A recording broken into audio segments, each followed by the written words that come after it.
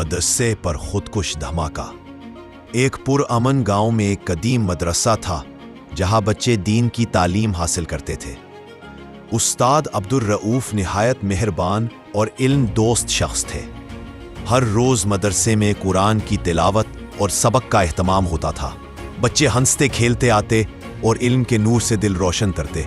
एक दिन जैसे ही सुबह की क्लास शुरू हुई, मदरसे के बाहर एक अजनबी शख्स नमूदार हुआ। उसके चेहरे पर परेशानी और आंखों में बेचैनी थी। किसी को मालूम ना था कि वो क्या इरादा रखता है। अचानक एक जोरदार धमाका हुआ। जमीन कांपी, दीवारें गिर गईं और मदरसा मलबे का ढेर बन गया। धमाका एक खुदकुश हमला था। कई बच्चे शहीद हो गए। उस्ताद अब्दुल रऊफ भी जानबर ना हो सके। पूरा गांव सोग में डूब गया। जनाजे उठे, आंखें अश्कबार हुईं और दिल गम से भर गए। लेकिन इस अंदोहनाक सानहे ने लोगों के हौसले नहीं तोड़े।